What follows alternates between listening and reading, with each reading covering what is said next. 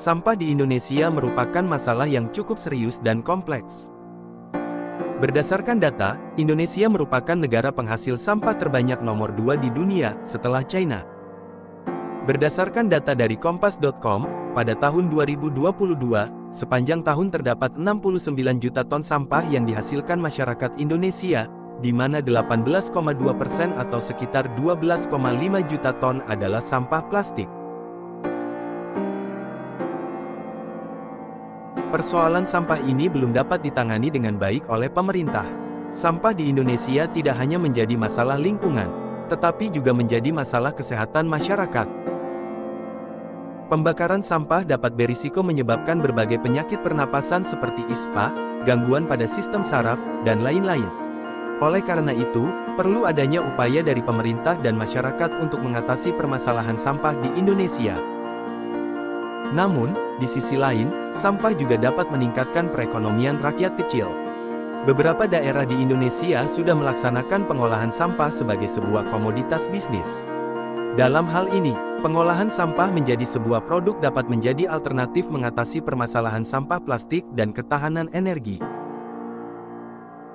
Diperlukan pengembangan peralatan seperti penambahan pengatur suhu serta tekanan dan analisis secara ekonomi dalam sebuah pengoperasian pengolahan sampah plastik menjadi sebuah produk, mengingat adanya konsumsi bahan bakar dalam jumlah yang cukup besar.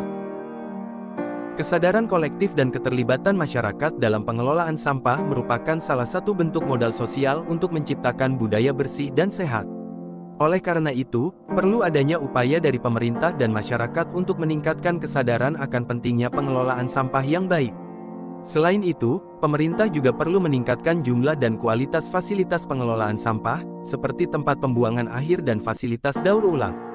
Dengan adanya fasilitas yang memadai, diharapkan sampah dapat dikelola dengan baik dan tidak menimbulkan dampak negatif bagi lingkungan dan kesehatan masyarakat. Dalam video kali ini kita akan membahas lebih dalam, bagaimana sampah yang awalnya dianggap sebagai sebuah masalah, namun dapat dikelola dan menjadi sebuah komoditas bisnis yang memiliki potensi. Siapakah orang-orang hebat yang menjadi aktornya? Mari kita ngobrol dengan mereka.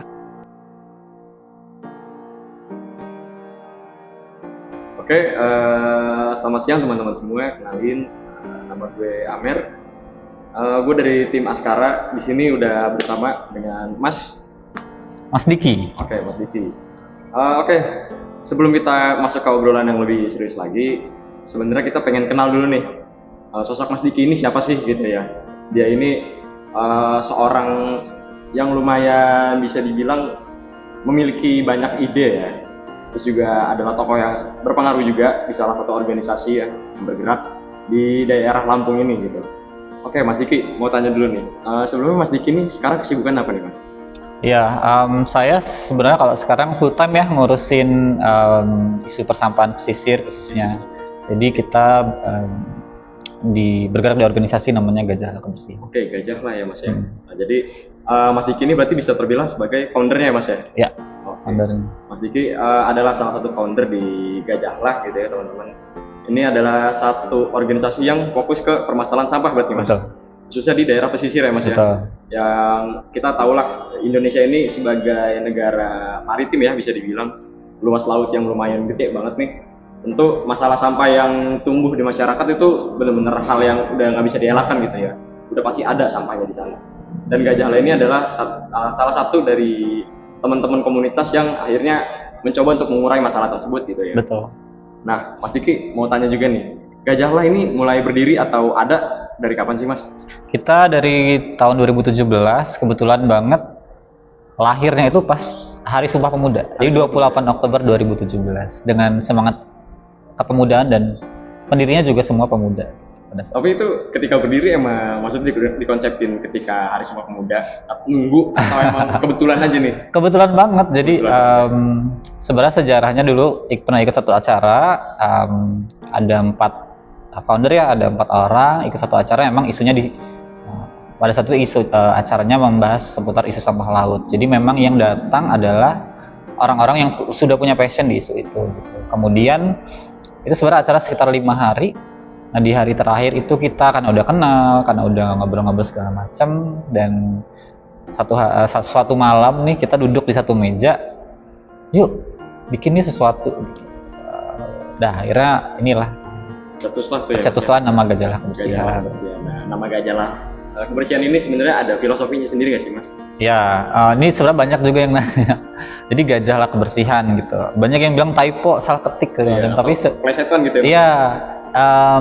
Jadi nama Gajalah Kebersihan itu terinspirasi dari kata gajah dan kebersihan ya. Kenapa akhirnya kita plesetin dari Jagalah Kebersihan jadi Gajalah Kebersihan? Karena gajah kan sebenarnya hewan ikonik Lampung ya. Betul. Dan kita bergeraknya di Lampung. Kemudian kebersihan itu kan melambangkan isu sampah. Jadi kita mau gabungin kata-kata itu jadi sebuah gerakan namanya Gajalah Kebersihan. Juga sebenarnya kita mau menyuarakan lagi sih, Amer. Jadi kan kita sering ya lihat tanda Jagalah Kebersihan, Jagalah Kebersihan, Jagalah Kebersihan di banyak tempat gitu. Kayaknya dari lahir saya udah sering lihat. Cuma kok kenapa masalah sampah ini justru nggak selesai, bahkan makin parah gitu kan. Makanya kita mau menaikkan lagi kata Gajalah Kebersihan, Jagalah Kebersihan, tapi kita plesetin. Dan itu yang akhirnya ngebentuk identitas gitu ya Mas. Betul. Di mana domisili si organisasi itu sendiri, Ya. yang mana di Lampung dengan hewan ikoniknya gajah. Gitu. Ya, betul banget. Oke, berarti dari awal kebentuknya di Hari Sumpah Pemuda gitu ya, itu sebenarnya jadi momentum mungkin ya Mas ya, bagi pemuda atau bisa dibilang mereka dapat motivasi lah. Kalau mereka bisa, kenapa kita enggak gitu ya? Dan jangan takut untuk memulai sesuatu gitu ya Mas. Betul. Ya. Oke, terus sempat dengar juga nih Mas cerita-cerita dari teman-teman saya ngeliat di Instagram Gajalah ini yang udah berdiri dari 2017 udah lumayan oke ternyata nih secara traffic di sosial medianya karena ngelihat followersnya dari jumlah followersnya itu ada sekitar 13.000 ya kalau nggak salah. Alhamdulillah. Dan alhamdulillah berarti kan kegiatan ini udah mulai lirik nih Mas sama masyarakat gitu ya, dan bisa dibilang mempunyai impact yang nggak cuma secara dirasain sama masyarakat Lampung aja, tapi bisa dilihat sama masyarakat luar gitu melalui sosial media yang ngaruh banget sama anak muda zaman sekarang yang apa-apa digital semua gitu kan. Kita ngeliat apa-apa digital, ada konten viral, oh siapa nih orangnya. Dan itu saya juga cukup senang sih maksudnya ngelihat, oh keren nih ya, maksudnya ada orang-orang seperti ini loh. Ada orang-orang yang sadar sama lingkungan ya, bukan masalah apa yang mereka lakuin udah sejauh mana gitu Mas, tapi yang penting kesadarannya mereka dan itu memberi motivasi ke orang lain gitu Mas. Ya. Nah, lebih lanjut lagi nih Mas, ketika awal berdiri ini kegiatan yang dilakuin sama Gajalah itu apa sih Mas awal-awalnya? Iya, kita berdiri di tahun 2017 kan Mer. Jadi pada saat itu isu sampah, khususnya isu sampah laut itu belum begitu viral atau belum begitu ramai lah dibicarakan oleh orang-orang. Karena memang kesadaran orang-orang atau masyarakat pada saat itu belum begitu tinggi terhadap isu sampah laut. Makanya kita fokusnya lebih ke pendidikan dulu, pendidikan lingkungan dengan tujuan untuk meningkatkan kesadaran kalau isu sampah laut atau sampah pesisir itu udah menjadi ancaman loh dan sudah terjadi sekarang gitu, bahkan di beberapa tahun terakhir. Jadi pada saat itu kita fokus kegiatannya ke isu pendidikan, khususnya pendidikan lingkungan, dan bentuk-bentuk kegiatan kita jadinya edukasi-edukasi ke berbagai tempat yang potensial menghasilkan sampah. Jadi pada saat itu kita banyak edukasi ke sekolah, ke kampus, kemudian ke tempat-tempat wisata, ke kafe atau restoran yang kita lihat kayak misalnya di sekolah kan, oh banyak nih orangnya pasti menghasilkan sampah, ada kantin, ada ruang kelas segala macam, ada kantornya. Kemudian kayak misalnya restoran, itu kan banyak ya produksi sampahnya. Jadi kita lebih banyak ke tempat-tempat yang potensial menghasilkan sampah, tujuannya biar masyarakat atau pengunjung misalnya kalau tempat wisata gitu sadar kalau isu sampah itu sudah jadi isu yang mengancam, dan juga sebenarnya mereka bisa langsung implementasi. Kayak misalnya, oh di restoran nih kita edukasi ke pengunjung, oh mereka bisa lo ngurangin sedotannya atau dengan cara pesan minumannya pakai gelas pakai ulang. Jadi langsung terimplementasi di tempat.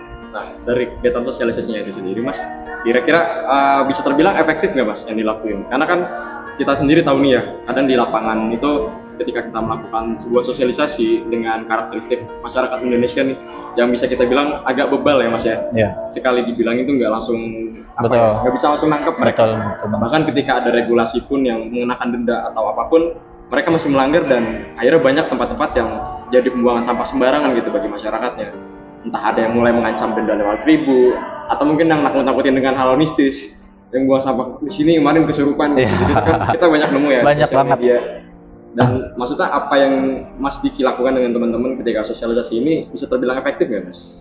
Iya, sebenarnya kalau untuk isu sampah itu kan isu yang multisektor ya, Amel. Jadi ketika ngomongin isu sampah itu nggak cuma isu lingkungan, tapi juga ada isu ekonomi di sana, ada isu pendidikan, ada isu kesehatan. Belum lagi kalau lebih luas lagi sebenarnya ada berurusan dengan infrastruktur dan lain-lain. Makanya ketika kita edukasi pun kita tidak pernah menganggap bahwa isu sampah itu satu sektoral aja, karena biasanya kita pungkiri, maksudnya kita sadari bahwa nggak semua masyarakat tuh peduli lingkungan ya, apalagi memang itu yang jadi target masyarakat yang kita tuju, pasti memang yang orang yang belum sadar. Dan ketika kita bawa pendekatan isu lingkungan aja, mereka nggak akan terima. Jadi kita bawa isunya ke pendekatan-pendekatan lain, misalnya kayak pendekatan lain misalnya ekonomi. Kalau kami memang kita sadari ternyata dorongan ekonomi itu salah satu yang lumayan efektif ya, selain kebijakan. Misalnya ibu-ibu nih kita edukasi, Bu, jangan pakai saset ya, belinya yang botolan aja gitu, atau belinya yang pakai ulang, atau bisa isi ulang segala macam. Nah mereka biar lingkungannya bersih Bu, biar sampahnya nggak banyak. Nah itu belum tentu bisa diterima oleh ibu-ibu tadi gitu. Tapi ketika kita pendekatannya, Bu, dibanding pakai saset, mending beli yang botolan gitu. Itu lebih murah loh Bu dibanding ibu beli saset nih. Misalnya kalau saset total 100 gram misalnya, itu harganya misalnya 15.000 gitu. Tapi kalau ibu belinya yang botolan 100 gram itu cuma bisa harganya cuma 10.000 loh. Jadi lebih hemat nih ibu. Nah dengan pendekatan-pendekatan kayak gitu sih masyarakat tuh justru bisa menerima dibanding pendekatan lingkungannya sendiri. Gitu. Jadi kita coba cari nih pendekatan mana yang cocok untuk target masyarakat tertentu. Tapi nggak hanya ekonomi ya. Kalau misalnya bertemunya dengan siswa misalnya, nah pendekatannya bisa pendekatan pendidikan, pendekatan yang lain. Oke. Jadi dari mulai pendekatan yang bisa dibilang nggak cuma di satu sektor ya Mas ya. Betul. Tapi ada hal-hal lain, pendekatan lain yang akhirnya memotivasi orang untuk merubah perilakunya mereka gitu ya dalam penggunaan sampah, dalam menghasilkan sampahnya sendiri. Betul.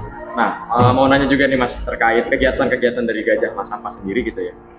Sejauh ini udah pernah terlibat apa aja sih Mas dalam kegiatan terutama di masyarakat gitu ya? Mungkin Masnya pernah berkolaborasi dengan organisasi-organisasi lain atau mungkin dengan pemerintahan gitu Mas. Apa aja nih Mas kira-kira? Wah, kita kenal udah dari 2017 ya, kurang lebih udah 6 tahun. Jadi memang banyak sekali sih alhamdulillah yang sudah kita lakukan gitu.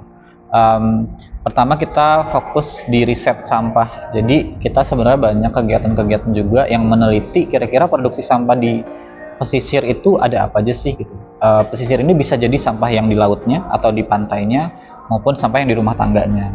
Kita jadi riset sampah, melihat kira-kira jenis sampah apa aja yang paling banyak diproduksi. Kemudian jenis-jenis sampah, beratnya berapa, kemudian piecesnya ada berapa banyak. Bahkan sampai brandnya apapun itu juga kita teliti. Harapannya ini jadi landasan atau kita bisa memahami lebih lanjut. Oh, kalau misalnya jenis sampahnya misalnya paling banyak saset, kenapa sih bisa paling banyak saset gitu? Dan itu yang jadi tadi landasan untuk kita membuat program atau pendekatan-pendekatan tertentu. Itu satu, riset persampahan. Kemudian yang kedua, sebenarnya edukasi ya. Ngomongin sampah itu, edukasi itu wajib sih, karena kita kan menyadarkan orang banyak ya. Jadi kita rajin banget namanya workshop, kemudian edukasi dalam bentuk door to door, kemudian itu biasanya ke masyarakat pesisir ataupun masyarakat pemukiman ya. Kemudian kalau misalnya ke kampus-kampus itu kan roadshow ya. Jadi kita juga banyak rajin roadshow. Kemudian kita juga ada program tahunan yang memberdayakan anak-anak muda, namanya LYS atau Lampung Youth Ecopreneur Summit. Itu setiap tahun kita kumpulkan 30 pemuda terpilih ya, untuk mereka akhirnya kita latih atau train selama 2-3 bulan cukup intensif. Untuk outputnya adalah mereka bisa membuat inisiasi atau bisnis pengolahan sampah. Jadi misalnya ada yang bikin produk pot dari sampah popok, kemudian ada tas dari sampah banner, kemudian ada juga kemarin bikin lukisan dan lampu tidur dari cangkang telur. Nah, inisiasi pemuda seperti itu yang harapannya kita bisa dorong untuk bantu mengolah sampah. Itu 2, edukasi. Ketiga, kita juga dorong kampanye-kampanye ya. Kebetulan alhamdulillah Amer juga tadi sempat bilang kita cukup didengar lah, mungkin cukup ada pengaruh di sosial media. Jadi kita manfaatkan modal ini untuk mengedukasi lebih banyak orang dengan cara kampanye digital. Jadi kita berkolaborasi sama campaign.com, itu salah satu partners kita yang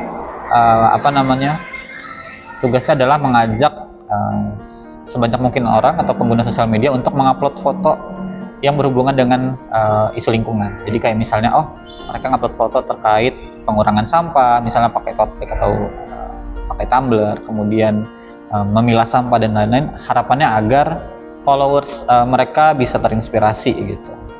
Itu 3 kampanye digital. Kemudian yang keempat, fokus kita di wirausaha lingkungan atau kita nyebutnya ecopreneurship tadi. Nah, yang kita lakukan di sini sebenarnya mengedukasi dan mentrain khususnya ibu-ibu dan pemuda untuk bisa menjadi inisiator usaha-usaha di bidang lingkungan atau pengolahan sampah gitu. Salah satu contohnya kita punya program Si Mama ya yang berjalan sekarang. Kita memberdayakan ibu-ibu pesisir seperti namanya, Si Ikan Laut Mama Ibu-ibu gitu. Jadi memberdayakan mereka untuk membuat produk-produk daur ulang. Jadi misalnya dari saset jadi dompet, kemudian jadi tas gitu juga, jadi bentuk-bentuk lain lah, toples.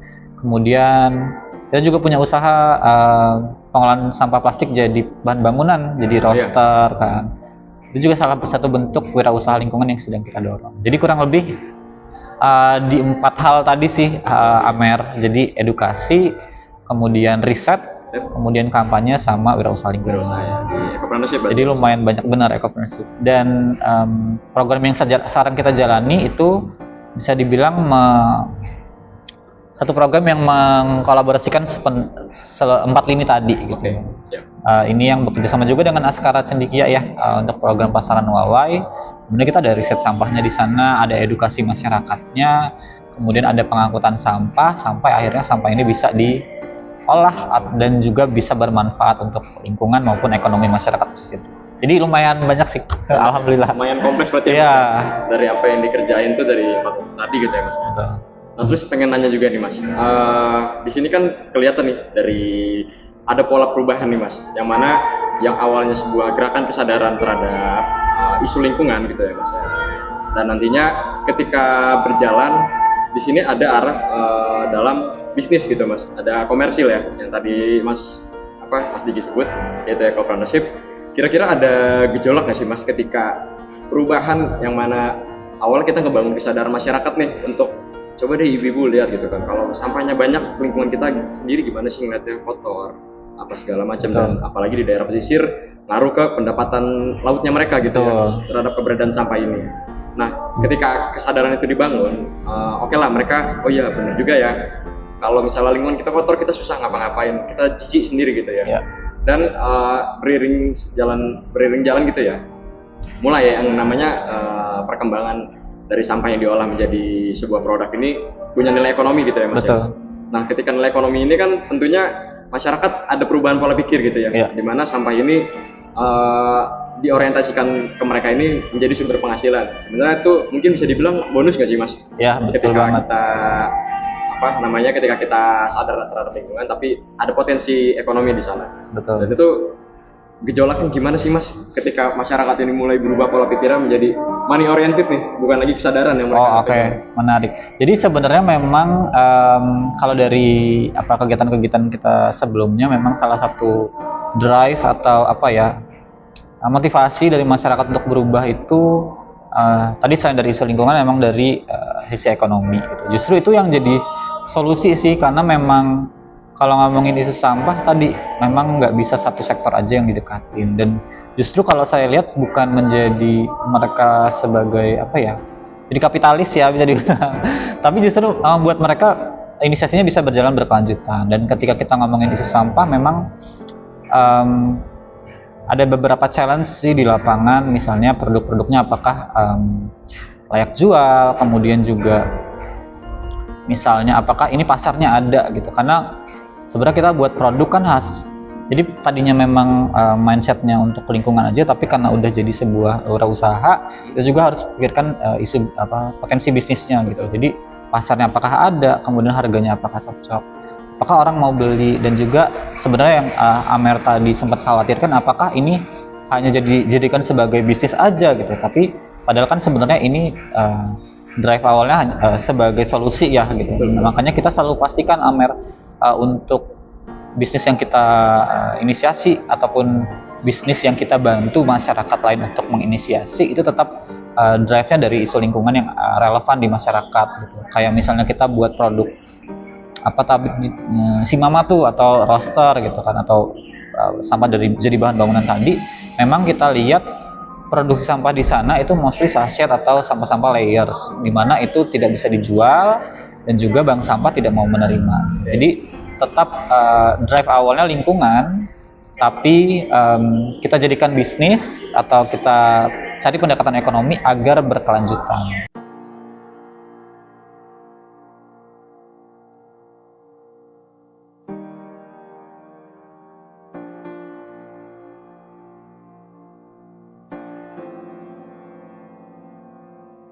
Jadi namaku Yuri Sarihudin, aku arsitek UGM.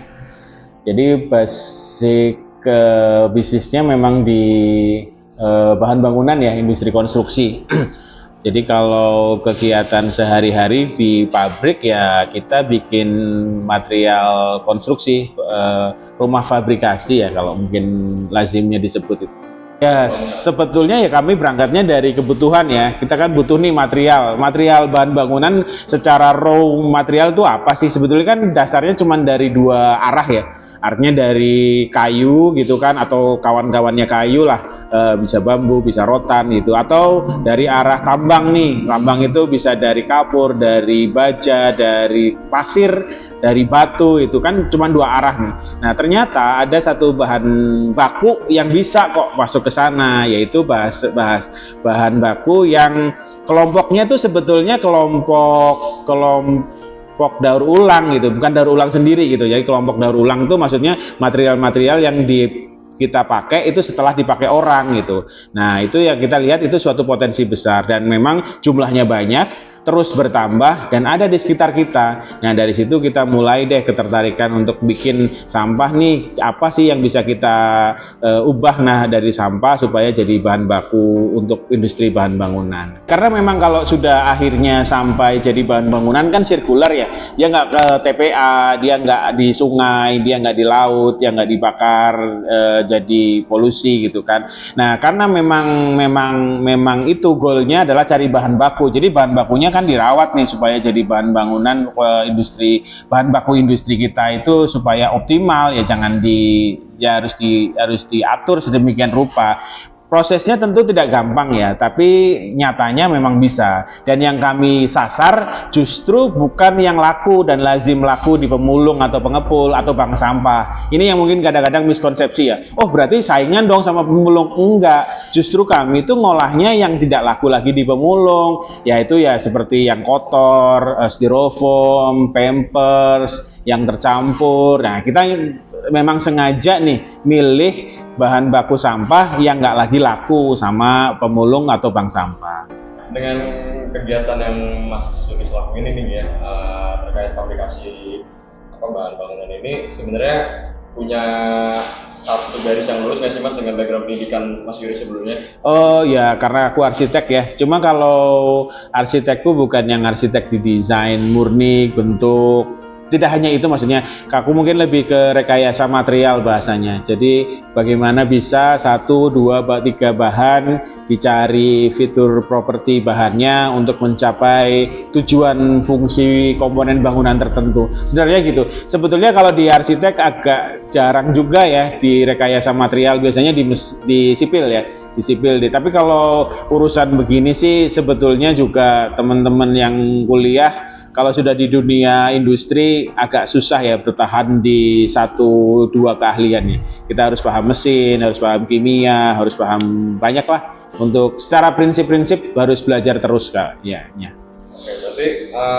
sejauh ini sebenarnya motivasi dari Mas Yuri sendiri ya ketika apa ya akhirnya memproduksi bahan bangunan ini, apakah dalam artinya Mas Yuris ingin memberikan kontribusi dalam apa ya memahami isu-isu di dunia gitu ya secara skala internasional, yang dimana sampah ini udah jadi permasalahan nomor satu yang bukan lagi skalanya nasional tapi udah sedunia gitu kan. Sebetulnya ya kesadaran ke arah sana itu pasti ada ya. Ilustrasinya begini, dalam 5-10 tahun ke depan kalau mobil listrik itu sudah cukup lazim, itu tidak ada jalan keluar lain bagi industri migas kecuali masuk ke material ya.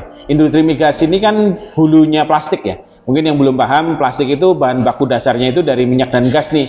Jadi kalau nanti 5-10 tahun lagi mobilnya sudah mobil listrik semua, pembangkit listriknya sudah yang terbarukan semua, itu sampah plastik mungkin 10-20 kali lipat lebih banyak. Karena apa? Karena industri migas akan kehilangan market utamanya dan belok semuanya ke material. Material itu ya termasuk bahan bangunan, termasuk hampir semua yang sekarang dibuat itu mungkin nanti akan bisa digantikan plastik, dan itu pasti ujungnya juga sampah plastiknya akan makin banyak.